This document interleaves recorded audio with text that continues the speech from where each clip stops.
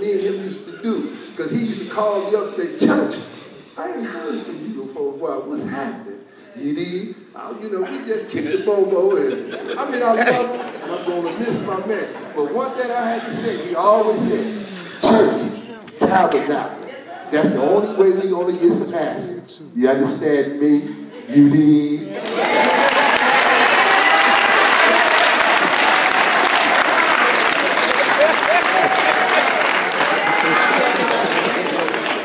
Hello, hello. Hey, everybody from Chicago don't act like that. He was moving and swaying and they got an overbite. That ain't suck his thumb. So laughing. Hey, y'all know how I feel about the city, y'all. Hey, y'all took the rough edges off me. I love y'all for taking care of my uncle, man. And you know how I feel about y'all. I love y'all. Peace to Atlanta for taking care of Sco. We got our people here from Chicago where we grew up. We knew Sco as Sco, you know.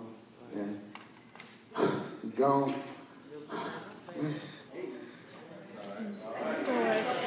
I love y'all. Straight up, turn up from Hollow.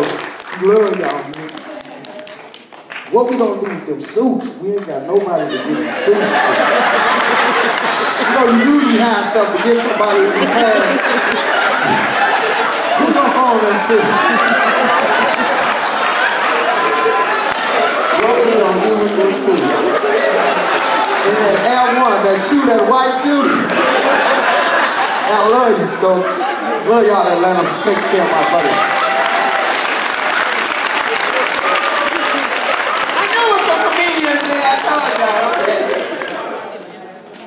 Good afternoon.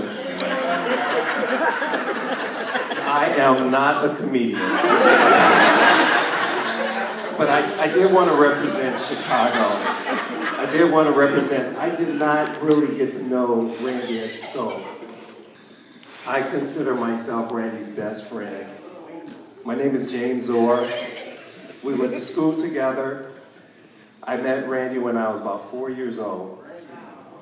Randy had been my friend all that time. I left Chicago, I went off to college, and I went to California.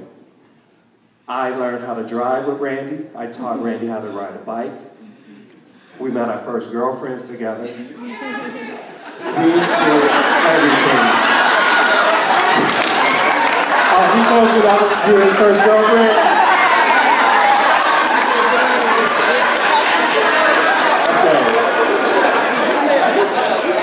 Okay, which one is the first? Maybe I know you. No. And the sense of style, I was just talking about Randy earlier.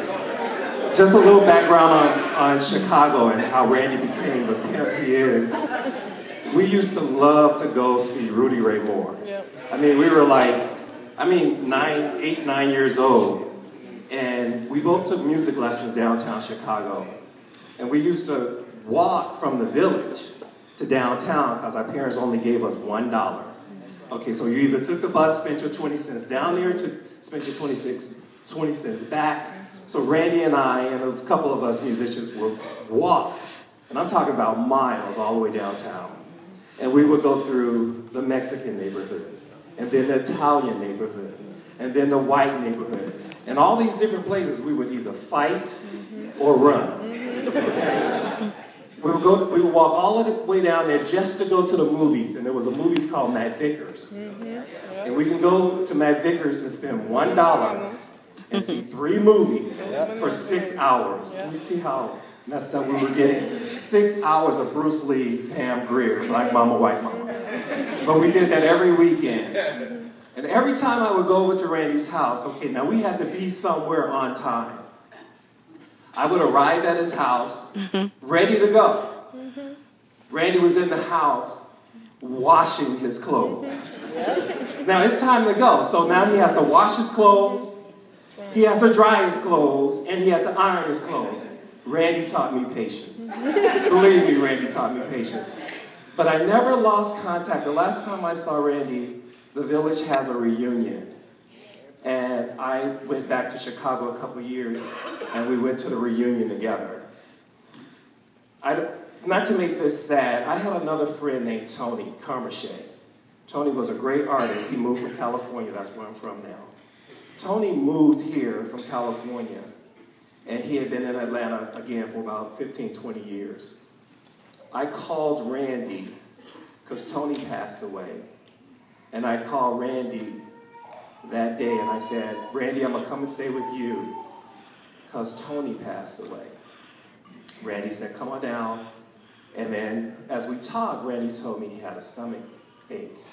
And I said, Randy, you need to get to the doctor, because he said it was several days. So I did not know. He said he had gallbladder. I did not know, because the way Randy is and the way we have been, I did not know. Thank God for you guys who post on Facebook. It kind of confused me at one time. But thank God that someone said he was in chemo. I talked to Randy every day. I didn't get to know his Atlanta family, but I knew how much love he had for you guys. I kept up with you. I'm a traveling musician, so I was always out of town, out of the country. Randy and I was friends to the day he passed away. And to me, he is the closest person I've ever had. We had this thing called On the Porch. And when we got older, because we love older men, we grew up around a lot of older men, and we would see how they joke and kid and talked. And I said, Randy, one day you and I are going to be able to sit on the porch. And please don't wait to sit on your porch, because I've had my brother, Randy, and Tony to die within 4 months of each other. So it's time to sit on your porch with your friends now. I'll always love Randy. Thank you.